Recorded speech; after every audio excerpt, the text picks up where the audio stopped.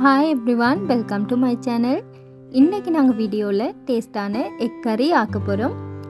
எந்த நாளுமா இல்லாமல் கொஞ்சம் கூட டிஃப்ரெண்ட்டான டேஸ்ட்டோடு ஆக்க போகிறோம். எப்படின்னு சொல்லி பார்க்குறதுக்கு வாங்க வீடியோக்குள்ளே போவோம்.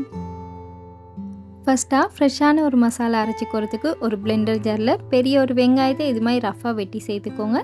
இதோடவே 4-5 வெள்ளைப்பூடு பல், ஒரு துண்டு இஞ்சி, 2 பச்சை கொச்சிக்காய் இல்லாட்டி உங்களோட உரப்புக்கு ஏற்ற மாதிரி சேர்த்துக்கோங்க. இதோடவே கொஞ்சமாக சீரகம், அந்த க்ரீன் கலர் எடுக்கிறதுக்காக நான் இன்றைக்கி கொத்தமல்லி இலை எடுத்திருக்கிறேன். இதோடவே 4-5 புதினா இலைகள், கொஞ்சமாக கருவேப்பிலை, இது எல்லாத்தையுமே சேர்த்துட்டு கொஞ்சமாக தண்ணி ஊற்றி நல்லா ஃபைன் பேஸ்ட்டாக அரைச்சி எடுத்துக்கோங்க. அடுத்து 4 முட்டையை நான் வேக வச்சு எடுத்திருக்கிறேன். இப்போ இந்த முட்டையில் நான் இந்த வீடியோவில் கட்டுற மாதிரி சின்னதாக கட்ஸ் போட்டு எடுத்திருக்கிறேன். இப்படி செஞ்சால் முட்டையில் மசாலா எல்லாமே இறங்கி நல்ல டேஸ்ட்டாக இருக்கும். உங்களுக்கு விருப்பம்னா முட்டையை 2ஆக கூட வெட்டி எடுத்துக்குறையிலும் உங்களுக்கு எப்படி ஆசையோ அது மாதிரி செஞ்சுக்கோங்க. அடுத்து கறி ஆக்கிக்கிறோம். அதுக்கு அடுப்பில் ஒரு சட்டியை வச்சுட்டு அதில் ஒரு டேபிள் ஸ்பூன் அளவுக்கு எண்ணெய் ஊற்றிக்கோங்க. நான் தேங்காய் எடுத்திருக்கிறேன். இப்போ இதில் 2 துண்டு பட்டை, 3 ஏலக்காய், 2 கிராம்பும் சேர்த்துட்டு 4-5 சின்ன வெங்காயத்தை சின்னதாக வெட்டி அதையும் சேர்த்து வதக்கிக்கோங்க. சின்ன வெங்காயம் சேர்க்கக்குள்ள அந்த டேஸ்ட் நல்லா இருக்கும். இதை வதக்கினதுக்கு பிறகு இப்போ இதோடவே நான் கொஞ்சமாக கருவேப்பிலையிலையும் சேர்த்திருக்கிறேன். இதையும் சேர்த்து வதக்கிக்கோங்க.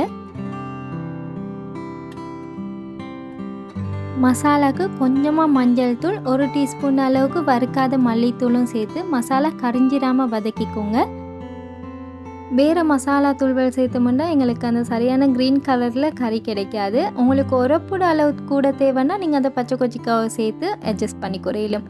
இப்போ நாங்கள் அரைச்சி வச்சிருக்கிறோம்னா வெங்காயம் கொத்தமல்லி பேஸ்ட் இருக்கேன்னா அதையும் சேர்த்து மசாலாவோட பச்சை வாசம் போக்காட்டிக்குமே நல்லா வதக்கிக்கோங்க.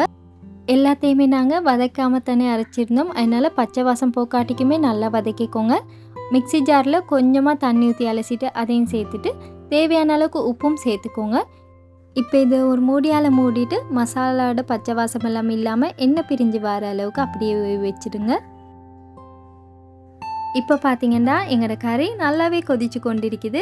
இப்போ இல்லைன்னா கிட்டத்தட்ட 4 டேபிள் ஸ்பூன் அளவுக்கு தயிர் சேர்த்துருக்கிறேன். தயிருக்கு பதிலாக நீங்கள் தேங்காய் பால் சேர்த்து குறையிலும், அப்படி இல்லாட்டி குக்கிங் க்ரீம் இருக்குன்னா அது கூட சேர்த்து குறையிலும், உங்களோட விருப்பம் தான்.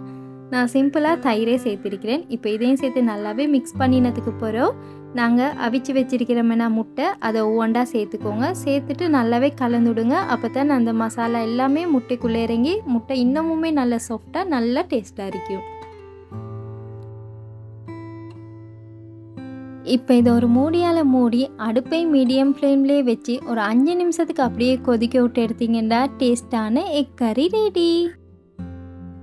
கறியோட வாசமே அவ்வளோ நல்லா இருக்குது. கடைசியாக கொஞ்சமாக மிளகுத்தூளும் வெட்டின மல்லியிலைகளும் சேர்த்துருக்கிறேன். இருந்தால் மட்டும் சேர்த்துக்கோங்க.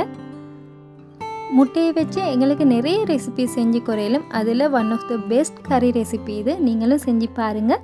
என் வீடியோஸ் உங்களுக்கு பிடிச்சிருந்தா மியாஸ் கிச்சனை சப்ஸ்கிரைப் பண்ணி சப்போர்ட் பண்ணுங்கள். இன்னொரு ரெசிபி ஒன்றோட உங்களை சந்திக்கிறேன். அது வரைக்கும் bye, take care and thanks for வாட்சிங்.